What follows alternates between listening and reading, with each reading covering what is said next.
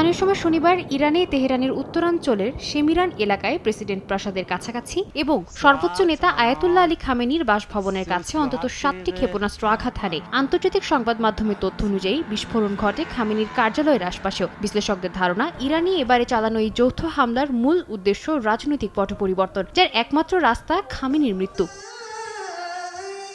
Ayatollah Ali Khamenei 1989 সাল থেকে ইরানের সর্বোচ্চ নেতা। ইসলামী বিপ্লবের স্থপতি আয়াতুল্লাহ রুহুল্লাহ খোমেনির উত্তরসূরি হিসেবে তিনি রাষ্ট্র, সামরিক বাহিনী ও বিচার ব্যবস্থার উপর চূড়ান্ত কর্তৃত্ব ধরে রেখেছেন। তার শক্তির মূল ভিত্তি Islamic Revolutionary Guard Corps, IRGC ও বাসিজ বাহিনীর আনুগত্য।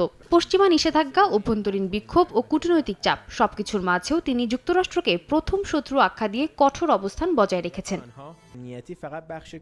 ইসরায়েলি প্রতিরক্ষা মন্ত্রী ইসরায়েল কাটজ প্রকাশ্যে বলেছেন, খামেনি থাকতে পারেন না। প্রধানমন্ত্রী বিনিয়ামিন নেতানিয়াহুও ইঙ্গিত দিয়েছেন তাকে হত্যা সংঘাতের ইতি টানতে পারে। অপরদিকে মার্কিন প্রেসিডেন্ট ডোনাল্ড ট্রাম্প আগেও দাবি করেছিলেন খামেনির সহজ লক্ষ্যবস্তু, যদিও তাৎক্ষণিকভাবে হত্যা করা হবে না বলে মন্তব্য করেন তিনি। সাম্প্রতিক হামলার পর ট্রাম্প ইরানের নৌ ও ক্ষেপণাস্ত্র সক্ষমতা ধ্বংস করার অঙ্গীকার পুনর্ব্যক্ত করেছেন এবং ইরানিদের সরকার পরিবর্তনের আহ্বান জানিয়েছেন। আল জাজিরার বিশ্লেষক আলী হাশেমের মতে, ইরানের রাজনৈতিক ব্যক্তিত্বদের লক্ষ্য করে এবার হামলা চালাচ্ছে নেতানিয়াহু ও ট্রাম্প প্রশাসন।